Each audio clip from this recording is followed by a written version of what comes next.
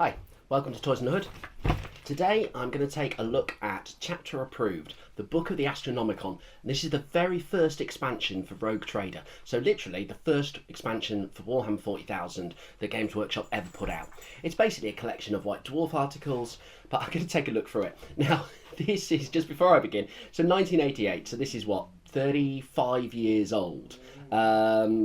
It's the only copy I've ever seen. One of my friends lent me this.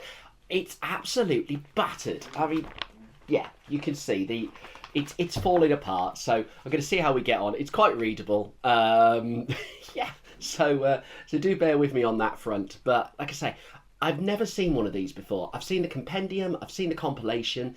I used to have those when I was younger. Even when I started gaming, which I think I started playing Warhammer 40,000 in like 1991. You just couldn't get this book anywhere. So I'm not sure if that's because it wasn't reprinted. If it was quite limited. It's certainly of a different quality from the other books that I've seen. But yeah, join me and we'll find out. This is Chapter Approved, the book of the Astronomicon. Chapter Approved, here we've seen it in the Rogue Trader book. Quite a lot of the equipment was marked as Chapter Approved, and then you'd have the symbol of the chapter that approved it. Here we've got our own book full of it. It's basically a selection of White Dwarf articles, so it's a bit of a kind of hodgepodge of stuff thrown together. It's still interesting to see what Warhammer was like at this time, especially, I mean, this is only a year, I think, after Rogue Trader was released. So the front cover, we've got Space Wolf. The Space Wolf wearing a very old school armour with these giant shoulder pads. You still see those in some Horus Heresy models, but you don't see it in the 41st Millennium anymore.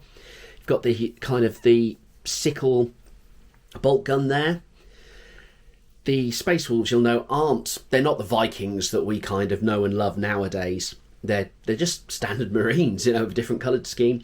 Then Marines are grittier back then, or Marines are more human. You can see here he's actually got a bandage around his head, as he carries on fighting, clearly some sort of veteran. And then for the Orcs, we've got a statue to either Gork or Mork there, but you'll see that he's more of a kind of Buddha figure. Nowadays, statues to Mork and... gosh, I'm going to keep getting confused.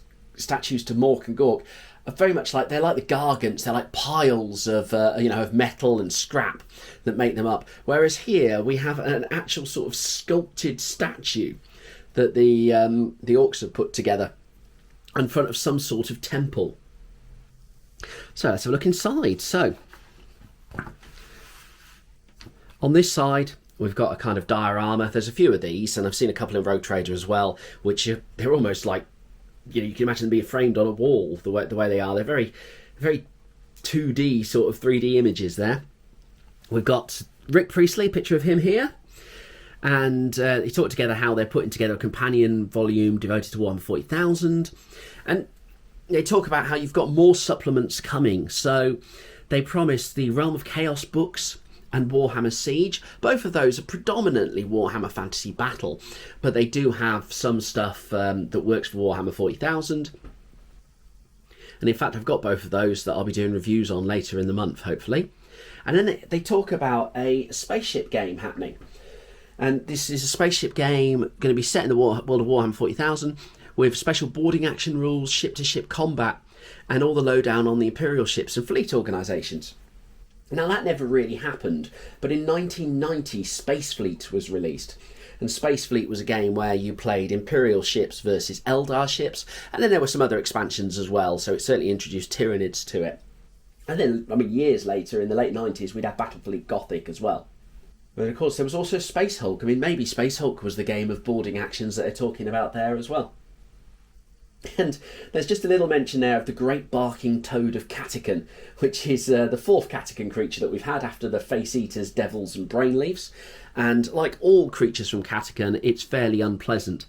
When startled, it emits a poison so potent it will kill every life form within a kilometre within seconds, including the toad itself. So they've never been able to research it because everyone just ends up dead. So have a quick look at the contents. We've got the Wolftime, which is a 3-part Warhammer 40,000 campaign. The Ultimate Force competition, got a little competition in here. Several army lists that you can use. And then we've got a coloured miniatures guide as well. So basically we've got a campaign, we've got several different army lists that you might want to choose from, and then we've got a paint guide in here, and that's pretty much the book. So it's not going to take too long to get through, I don't think. But let's crack on. So this is the Wolftime. The Wolftime is, well, in this, the Wolftime is a campaign. It's 4 distinct battles, all of them played one after another.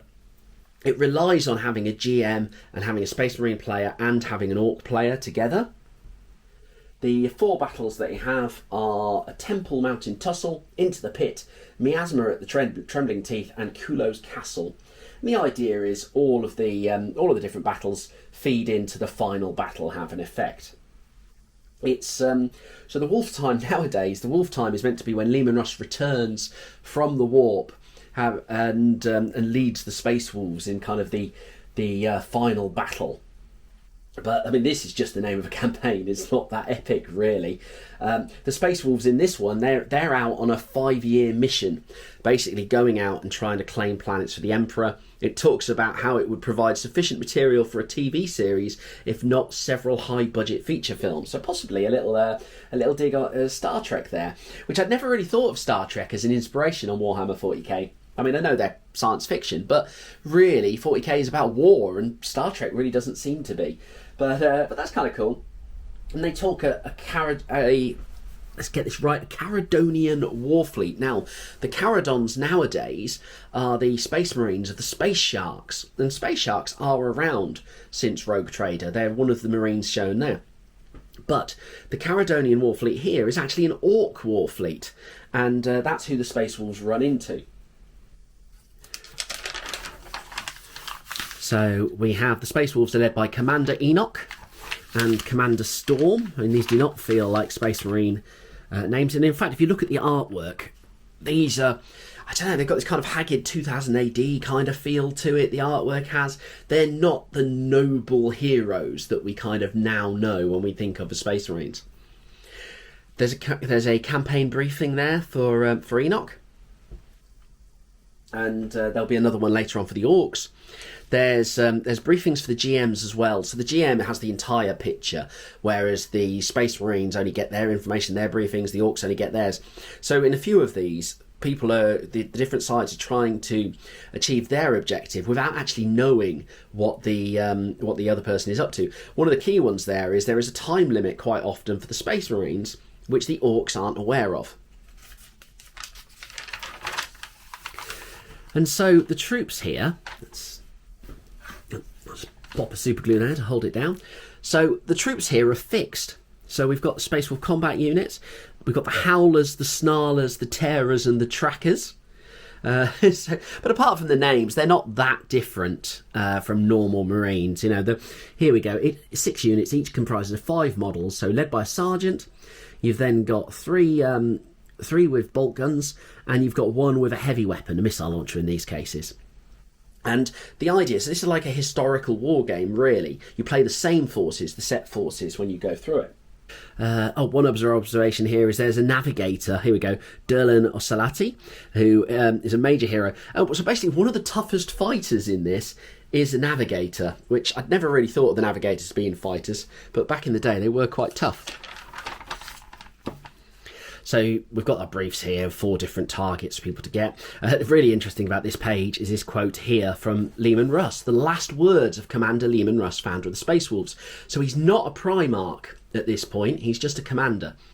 So he says, "Listen closely, brothers, for my life's breath is all but spent. There shall come a time far from now when our chapter itself is dying, even as I am now dying, and our foes shall gather to destroy us. Then, my children, I shall listen for your call from wherever realms of death hold me, and come I shall, no matter what laws of life and death forbid, and at the end I will be there for the final battle, for the Wolftime." Oh, I think that's pretty cool. I mean, it feels at this point, where this is just a series of fights against Orcs, this feels incredibly overdramatic. But later on, it really becomes part of how the Space Wolves are, what they are. And now we've got the Orc briefing. There's a kind of neat little story here where there's a traitor Orc is being put in a gladiatorial arena and made to fight. Set forces again for the Orcs. And you actually have maps here of the areas that you're fighting. Oh, and dispositions. So the setup, especially for the orcs, because the orcs are defending a lot of these, which again, I wouldn't have really thought of orcs in a defensive position nowadays, but because they're the defenders, the orc troops are set where they start. Again, another map, picture of an orc. See it here, orcs, I mean, they're kind of thin and weak. That might even be a Gretchen, but you know, these aren't the big kind of tough characters that we're used to. Orcs basically are green humans here. They're green savage humans. So another map for our next adventure, and then here another brilliant quote where basically try to turn off and on the machine. If you can't get it to start when you've said it, when you've tried a few times, you may have to recourse to consulting the instruction manual.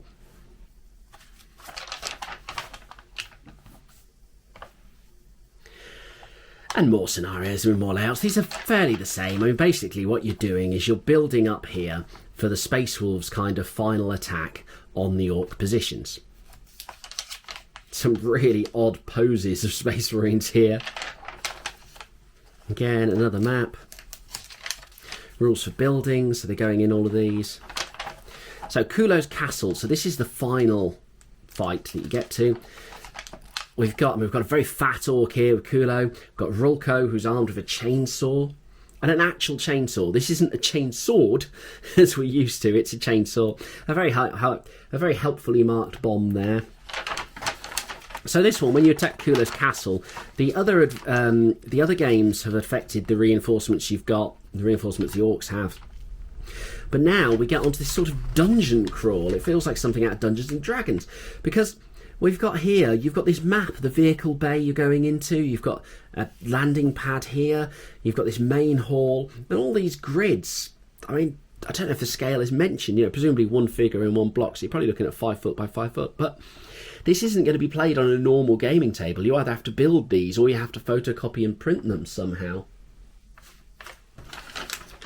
And we've got an upper level here, and then we've got the lower level here, which takes you through to the chambers where you'll find the big bad guy and have your big fight. And then here we have a bit of artwork of Space Wolves, sorry, Ultramarines fighting Orcs. You can see a Land Raider, see some old style armour here. I think there's a jump pack over here. And then there's some other subplots that you could have added into the campaign. So, for example, there could have been a traitor orc on the side of the orcs who's trying to play both sides. There's the possibility of some primitive humans, or you could just have wild animals turn up as well.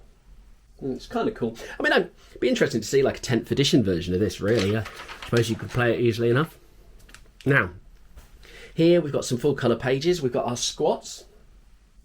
So, squats at this point are still very much part of the Imperial Army. Well, in fact, squats are also alive. I mean, they get killed off, I think, in the very late 90s. So the squats here form part of the Imperial Army. They're basically dwarfs, and a lot of the symbols, I mean, these are fairly primitive kind of banners that we've got here. Kind of cool that this one's a mole mortar. It's a missile with a drill on the front. So mole mortars shoot underground, and the idea is they explode under your enemy.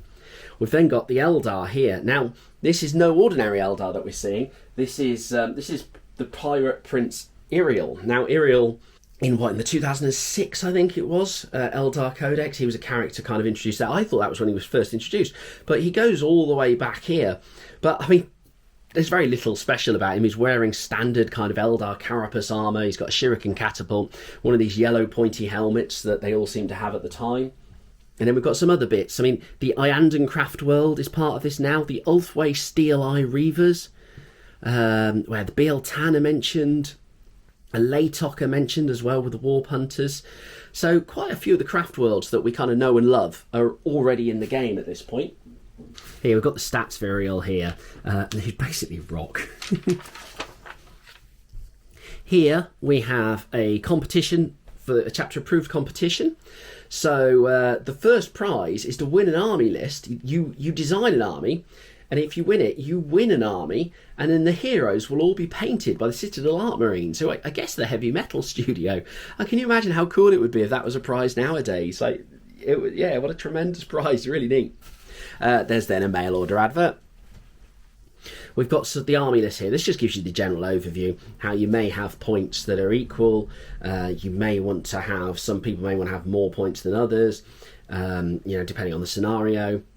And it's basically saying that it's taken from Fantasy Battle, Warhammer Fantasy Battle, how they do it. It's a familiar kind of look. So the idea is that that force is reflective of the the army that you're trying to collect. So let's have a look at some of them. Oh, we've got some more coloured pictures first. So again, we've got an orc, some of these primitive banners. Some funny names. I mean, some of these you'd understand. You kind of got your raider captain. Oh, I get that. Orc Raiders. A technicaniac. So they become the mechs, the mechaniacs, I think they are to begin with, or mechanics, aren't they? The character sample here is actually a psychic orc. And we've got some others. We've got the Dragon Squadron, a heavy assault unit. You know, these names, they don't feel modern orcish at all. We've got a rogue trader, and the rogue trader here looks like a kind of, you know, a wizened kind of old man, really. He doesn't look very scary at all. But he is allowed to commandeer, so rogue traders can commandeer any Imperial forces they need. And the way they represent these is they have banners. So you've got a guardsman here with a banner that matches the symbol of Joff Zuckerman here. Or there's a Space Marine that also has a banner. So he's commandeered these as he goes off into basically exploring the edges of space. Remembering at this point, the Imperium isn't the kind of static, falling down civilization that it is nowadays. It's not on the defensive all the time. It is going out and claiming new planets. You know, rogue traders are sent off with their letter of marque, and they can basically take planets back in the name of the Emperor. One other thing to note here is kind of like this slightly Tyranidy look there. We've got some revised point values, so some things don't change. They've kind of issued an errata there. And then we've got some coloured pictures. So to begin with, we've got orcs here. So painted orcs, but these are really an advert as well.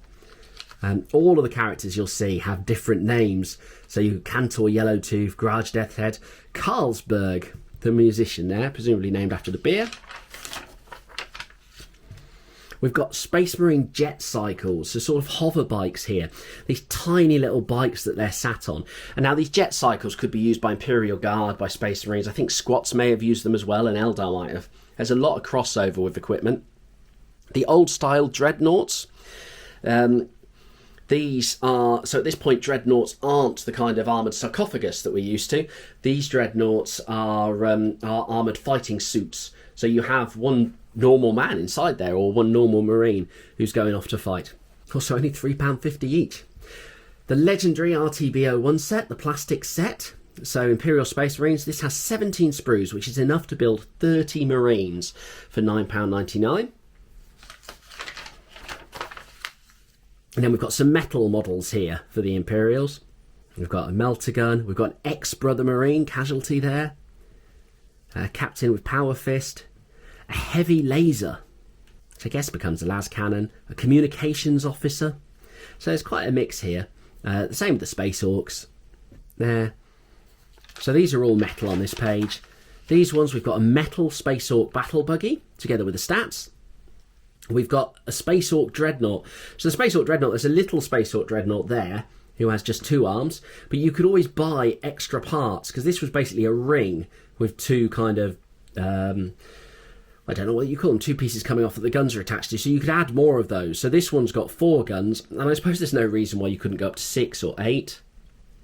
And so this Dreadnought back banner here belongs to the Iron Stompers. So although we've not got the giant Stompers that fight for Orcs in Epic yet, we do have the name Stompers has been introduced. Veni Vidi Vici, I saw, I conquered, on the Aquila there. Kind of introducing us to the the Roman quotes on the Julius Caesar there on the Imperial Aquila. Oh, we've got Chainsaw Warrior here as well. So Chainsaw Warrior was another game that Games Workshop did. I've never played it. I believe you were basically a guy with a chainsaw going through like a high-rise block fighting enemies, but I'm not entirely sure. And then Space Dwarfs. So sometimes they're called Space Dwarfs, sometimes they're called Squats. Yeah, fairly straightforward. I mean, they're basically armed the same as any of the forces of the Imperium, the same as the Imperial Guard and the same as the Space Marines. So we get to the chapter of the White Scars Space Marines. So the White Scars Space Marines here are organised in the classic fashion, which forms the basis of the chapters, and so this could be treated as a template for any other chapter, which is really interesting because nowadays, I mean, the White Scars are fast attack. They have lots of bikes, and they're not the typical Space Marine chapter, but 30 years ago they were. So 35 years ago they were. So they talk about these forces here. These are on a counter-revolutionary tour of the mining systems of Radox. So R-A-D and then O-X. I think Radox might be a play of Radox, the shower gel there, which is an odd little joke to throw in. And it talks about one unit, and I think this is really interesting, one unit that's unique to the White Scars is the Soul Drinkers. So the Soul Drinkers are now a Space Marine chapter, but they were a Space Marine chapter that kind of turned away from the Emperor and joined Chaos. There's a series of books that were released in the early noughties and you could get the Soul Drinkers Omnibus. I imagine they're online somewhere. It was quite a good story actually. They turned to Chaos, but it's not quite in the same way as the kind of, as the World Eaters turned or as the Thousand Suns turned. It's more of a gradual decline, and it's very interesting to see how they deal with it and what happens and how they turn away from the Emperor. But yeah, they are a very separate chapter and not part of the White Scars. A quick note, you've got Imperial characters here. So as well as your Space Marines, you can have an Adeptus Arbites, you can have a Priest Administratum, an Adeptus Mechanicus, a Navigator, an Assassin, or an Inquisitor. And so, the army lists here, you've got medics, chief librarian, master apothecary. It's kind of what you'd expect nowadays. Chaplains, you do have astropaths with them as well. The tactical squads are called incisors.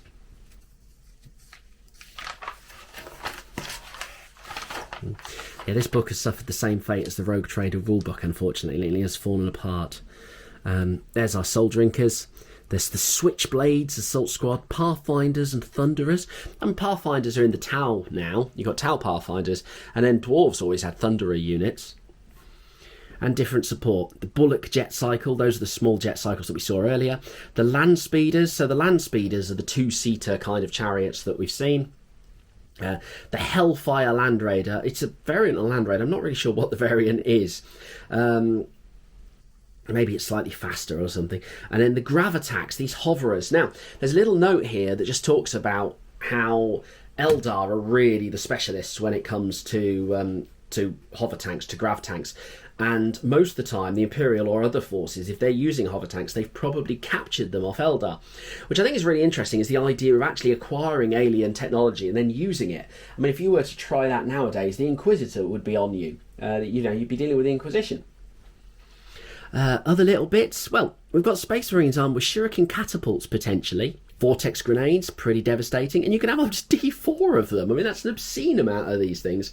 And then bomb bots. Bomb bots are tiny little robots. If I recall, they were basically a round bomb with arms and legs that just run across the battlefield and explode.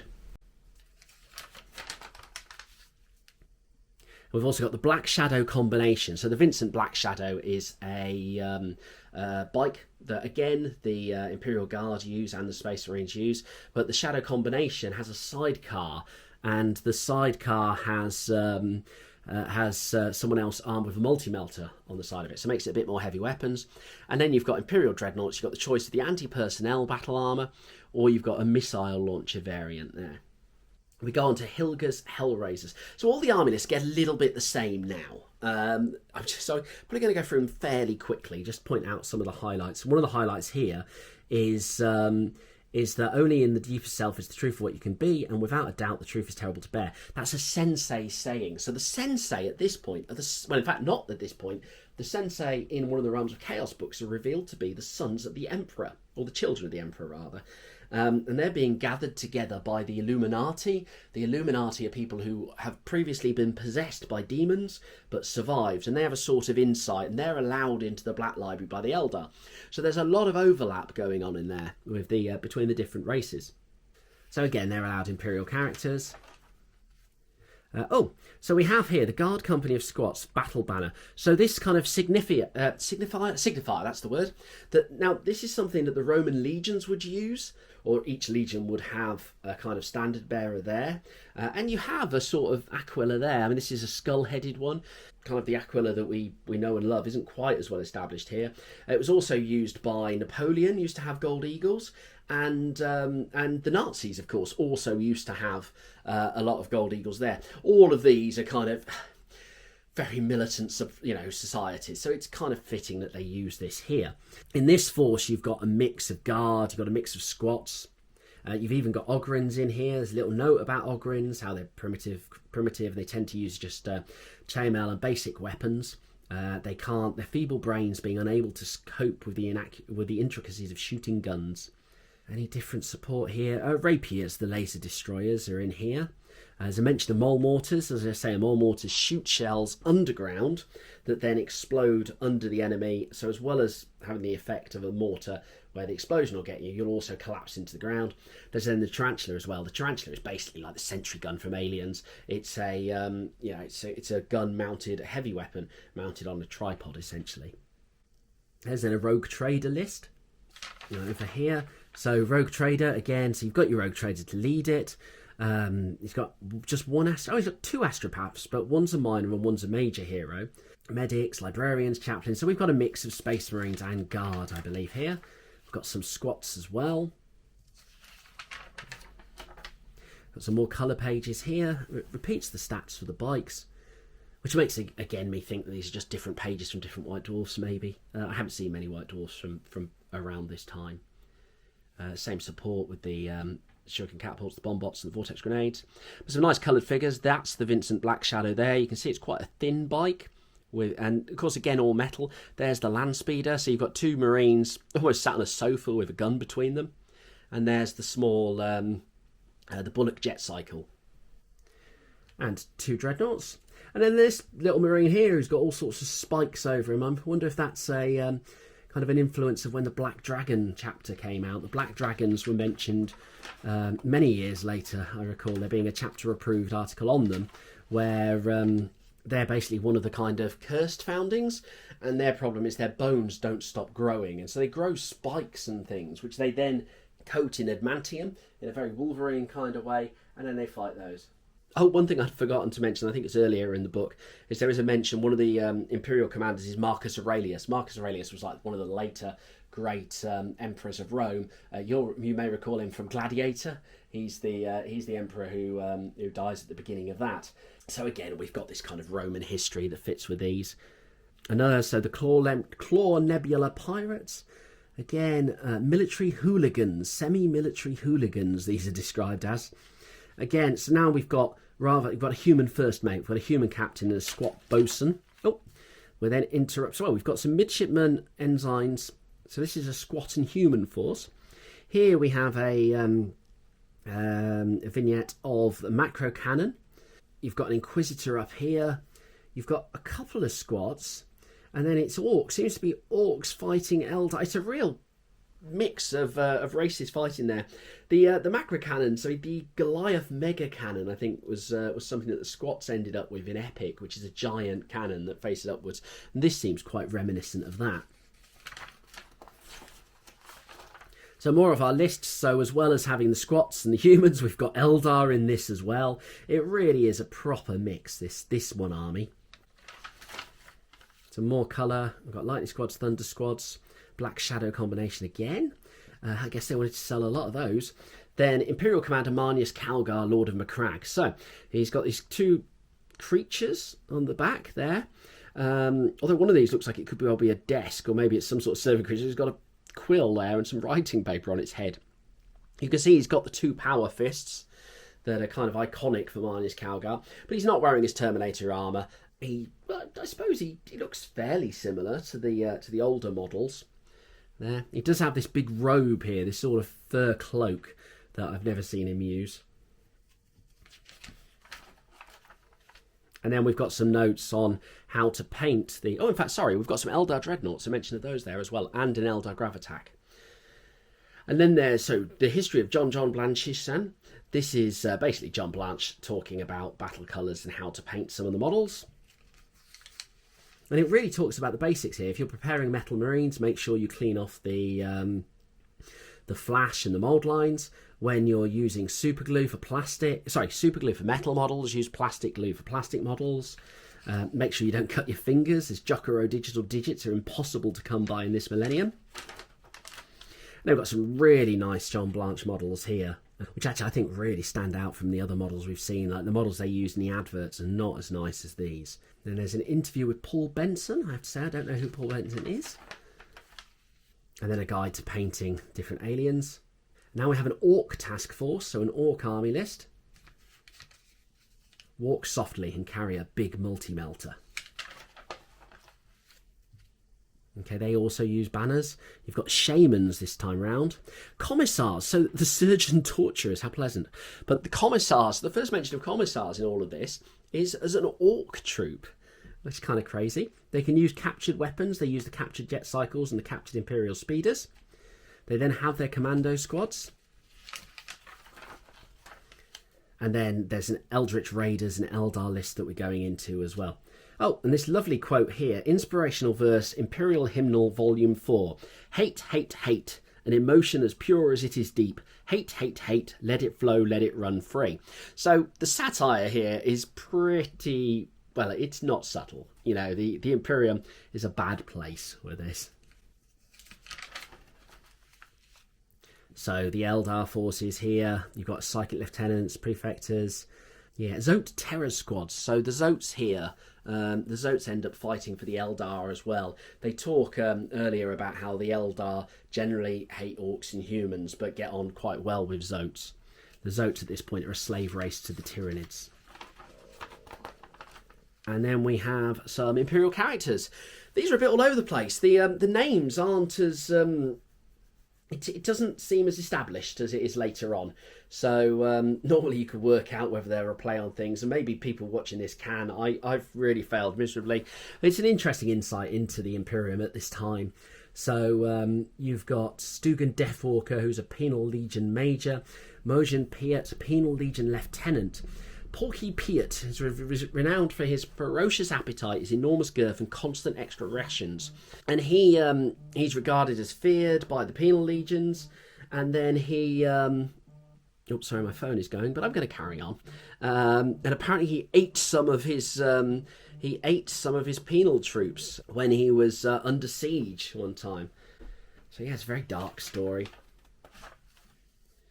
Got Adeptus Mechanicus, Prefect Acquisitor, Pilar Groot, High Engine Seer, Corwin Quilp, the Field Notary. So this fellow's interesting as, well, this fellow isn't interesting, which is kind of the point. They kind of say that he's a truly dull person with all the imagination of a filing cabinet and the pedantic attention to detail of a spaceship spotter. Given his limited abilities and equipment, he makes an ideal GM-controlled character, as he would love the chance to spend his rest periods writing down the numbers from the sides of spaceships. Unfortunately for Corwin, his work takes him to much more exciting and interesting places than space yards. So he's a field notary, and his task is to write down everything done during a campaign. He notes down everything, keeps track of ammunition expenditures, ration usage. Now, he's a really interesting insight, I think, into the Adeptus Administratum, the kind of the inner workings of the Empire, and also the social side. You know, if there's spaceship spotters, I'd never considered in the Imperium that there might be people who go out and spot spaceships for a hobby. And Friar Yodus, Friar Yodus Mange, the mission confessor, taking the word of the Imperial cult to the poor ignorant folk of his parish. That some of those heretics do not want to listen to the word is a sign they must be in dire need of correction and punishment. So he's formerly of the Inquisition, and he's now a friar. So at this point, the Inquisition is more of just a career. There's two assassins here. Assassins at this point are they're incredibly tooled up. They're not in the types of Calexus or Vindicar or Everswords or anything like that. Though we do have a Psi assassin, so I guess that would become the Calexus. And then the other one is a specialist in assassinating people in hive worlds. Then we have two members of the Inquisitor. We have a Psi Inquisitor, Thor Malkin, and we have an Inquisitor Tharg. Now, I'm pretty sure Tharg was the 2000 AD kind of editor character back in the day. But Navigators, So you can now all of these pre-done characters. So you used to have to kind of roll up for them. You know, you would have in 140k, you have lots of different options for equipment for them. So having these characters made up is actually really, really helpful, because otherwise you'd just be, everything would be a roll. You know, this is giving you a bit of background, it's giving you stats, and it's actually got the points cost worked out as well. Possible to calculate the points cost by using all sorts of formulas, but yeah, much easier just to take it out of the book. And then we've got a couple of rogue traders.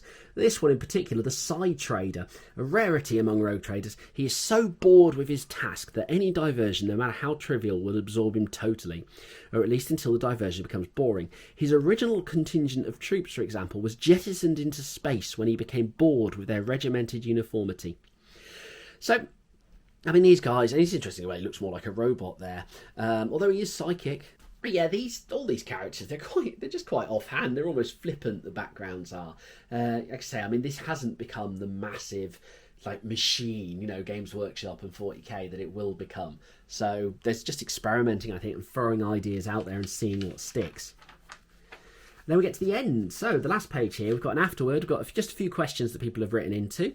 One of the ones is asking, can I use a Space Marine chapter of my own invention? And essentially the answer is yes, as long as you don't try to get any sort of advantage on it. And then they start previewing. They're talking about a large tracked vehicle being released. Now that's the Land Raider. So they're talking about the plastic Land Raider coming out. They also talk about the possibility of designing metal bits to be added into the existing tanks. Now we see this with like when the Razorback came out and the Predator and the Whirlwind. What these did was they took the basic plastic Rhino and then they added metal upgrades to make them into those. So that's kind of what they're alluding to, but of course that's not happened yet. And then we've just got an advert for general Games Workshop games. So we've got Warhammer Fantasy Roleplay, Warhammer Fantasy Battle, Blood Bowl, Talisman, and Dungeon Quest. And then over the page here, we've got the final page. Let's neaten it all together so it stays together, which is just a weapon summary for you to use. I quite like the idea of a weapon summary being at the back of the book. Makes it nice and simple. You don't have to keep opening it up. Thank you for watching. Hope you found that interesting. I've got some more videos to do, hopefully over the Christmas period. I've got the compendium to take a look at. This is I think this was the second expansion for Warhammer 40,000. I think this is a lot more professional than chapter approved and therefore a lot more interesting. It's also in a lot better condition, so that's nice. There's Realms of Chaos, Lost to the Damned. So Realms of Chaos books cover both Warhammer, Warhammer 40,000 and Warhammer Fantasy Roleplay. They look at Chaos. This one looks at Nurgle and Zinch. And then this one, which was actually the first of the series, looks at Khorne and Slaanesh. So these are, again, books of the late 80s. So we're talking about real kind of... before, well, Warhammer 40,000, while Games Workshop was sort of forming the world. So there's some really interesting stuff in here. Some things that are still very, very present in the games, and some things that have really, really fallen on the wayside. I've got an old white dwarf. This is the oldest white dwarf that I've got my hands on. One of my friends very kindly bought me this for my birthday. It actually comes from a time of before Warhammer 40,000, so I'm looking forward to going through that.